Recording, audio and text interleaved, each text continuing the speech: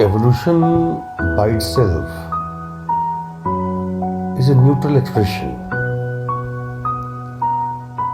Individuals, groups, communities, institutions can evolve in positive as well as negative direction.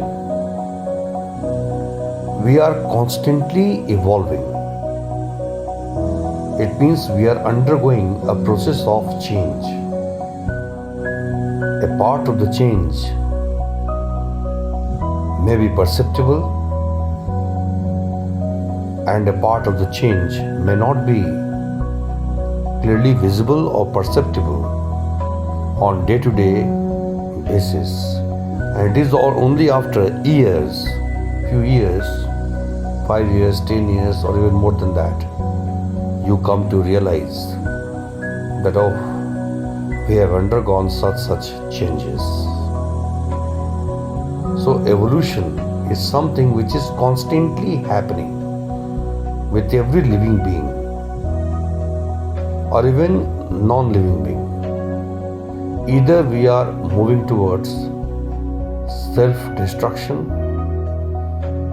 or we are moving towards elaboration, more differentiation, or we are constantly evolving with a kind of blending of both the process, that we are undergoing some kind of destruction, but at the same time we are also undergoing some kind of elaboration, differentiation, expansion, formation, etc.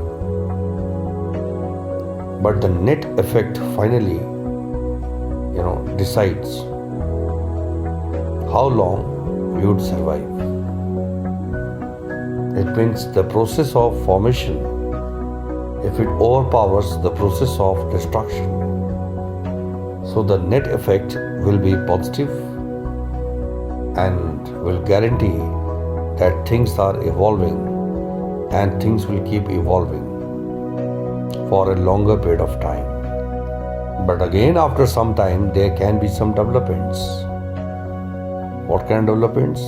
That the process of destruction overpowers the process of formation, and that marks the beginning of a process towards liquidation. And the process goes on and on. So evolution per se is not good or bad, positive or negative.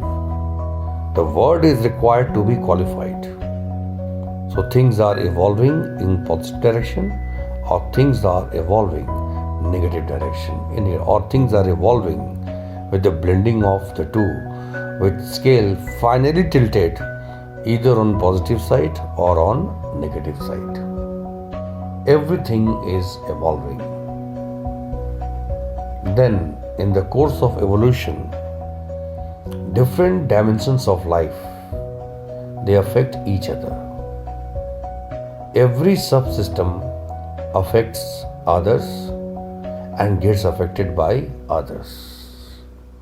And then a very complex matrix of developments come into existence.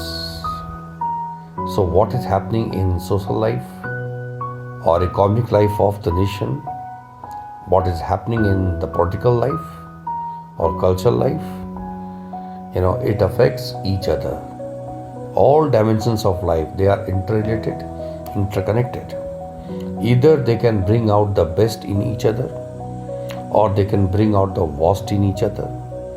So there can be, a very complex matrix of interdependencies where some positive as well as negative developments keep taking place. If something wrong is happening in our economy, it will have implications not only for economy, it will have implications for our society. It will have implications for our cultural life as well, and vice versa. Culturally, we are strong. Our lifestyle, our collective conscience, perception of things, our creativity, if such things are sound, then it can overcome to some extent the limitations of economy and will compensate for deficiency. Similarly, Developments in cultural life and economic life may not be very much encouraging, but the political leadership is characterized by determination, a sense of commitment for the national interest. Political leadership is characterized by statesmanship kind of approach, high level of prudence, clear-cut perception of things, unusual, extraordinary leadership qualities. So in that case, it can compensate for the deficiency in other dimensions of life, and the net effect will be positive. So overall, all such factors put together, while affecting and getting affected by one another, sets the tone and tenor and the quality of the ecology or the environment within which all of us are living our lives. So it is happening.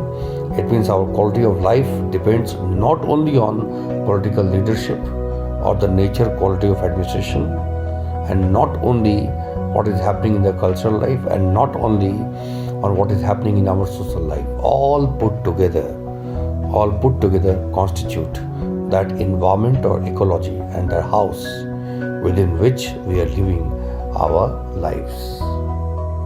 Nations are required to wait for centuries after centuries for that brief period of time when the different subsystems in the national life, socio-economic, cultural, political leadership, administrative leadership, political leadership, scientific leadership, those scientists, traders, businessmen, politicians, all of them work in a proper rhythm to bring out the best in each other. If it really happens in the life of any nation, even for 100 or 150 years, 200 years, it changes everything around. But it happens very rarely.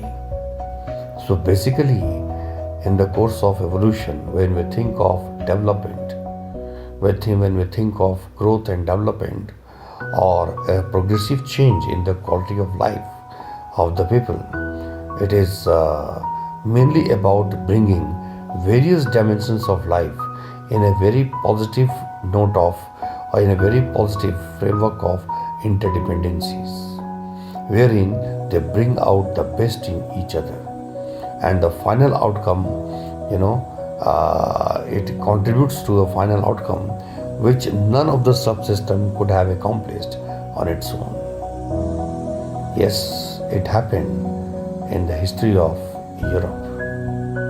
It happened in many European countries, particularly Great Britain, that there was a time, 200 years, 100 years, when the traders, businessmen, industrialists, political leadership, administrative leadership, scientific community, the farmers, agriculturalists, all of them worked, or artisans, they worked in a kind of rhythm, respect for each other, a more horizontal structure, working like a team and bringing out the best in each other.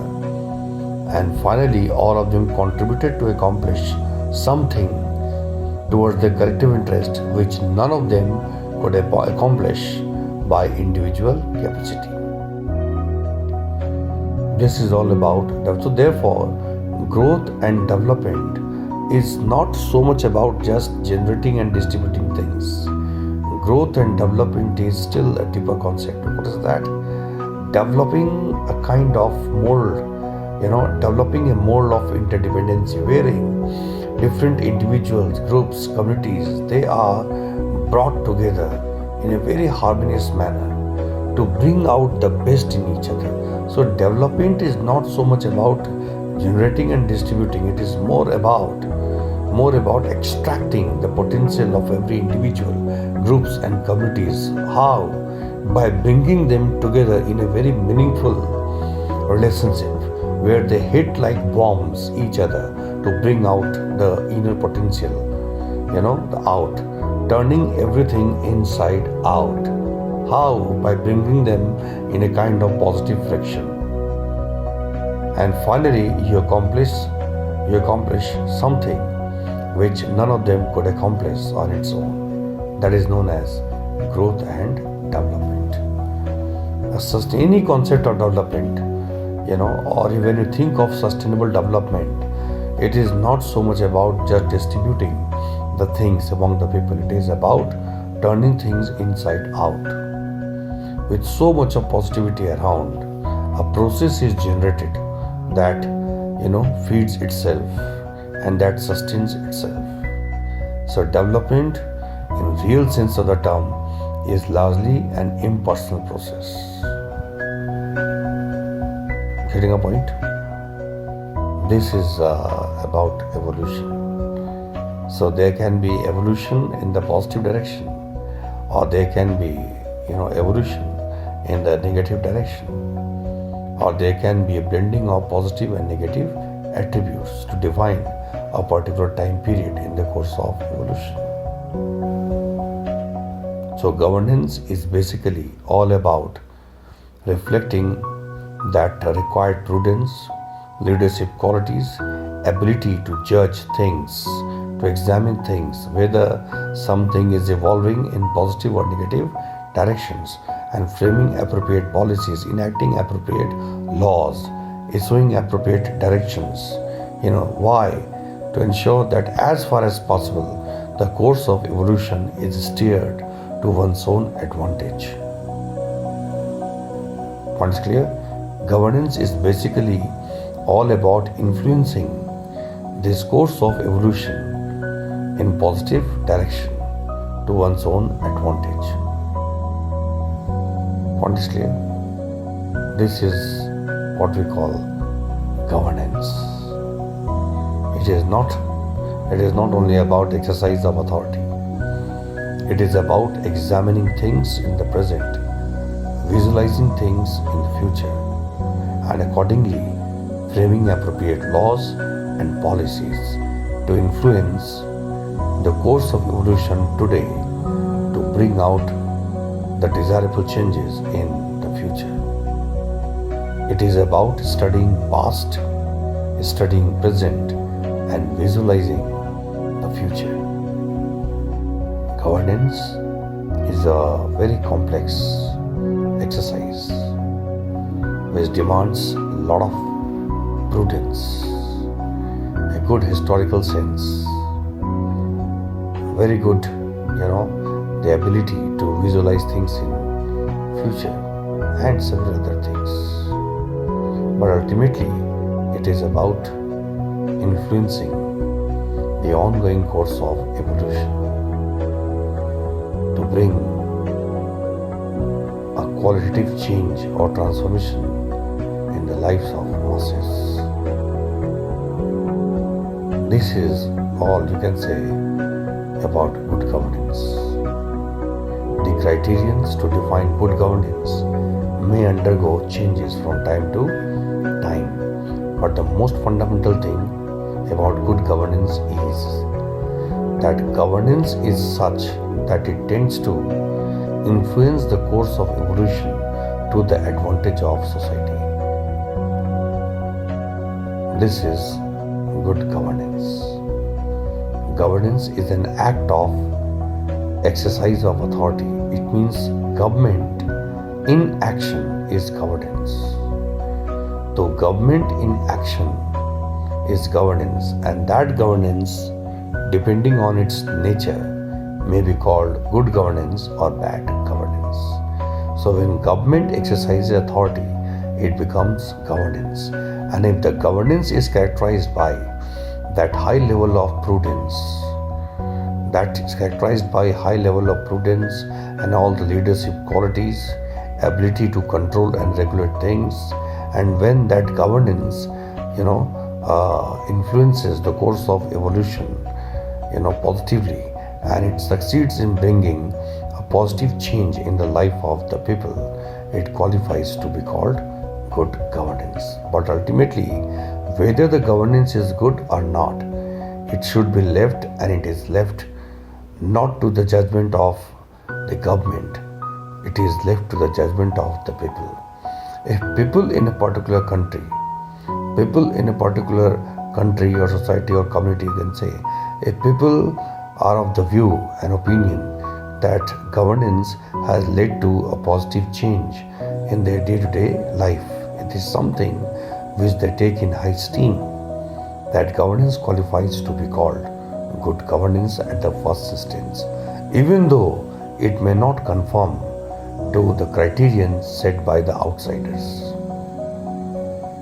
The first test is the improvement in the quality of life of the people. A certain portion of qualitative improvement in the life of the people is not amenable to narrow subjective interpretation. It has universal acceptance and relevance. As for example, overall, if the governance leads to better health of the society, improvement in the quality of education, life expectancy increases, value system is progressive, it means people are living a life which is free from friction or violence. Getting a point? Overall, the life of the people has been brought in proper alignment with the fundamental rules of nature. So it means in togetherness, it all constitutes a self-sustaining, a self-sustaining life of the people. Life of the people is capable of sustaining itself thanks to alignment with the rules of nature. If all such things are happening,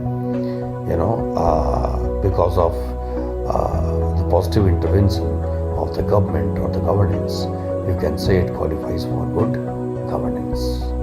To that extent, it leaves little room for the outsiders to set the criterions and to make judgment over the quality of governance in that community. Point is clear? This is about good governance, and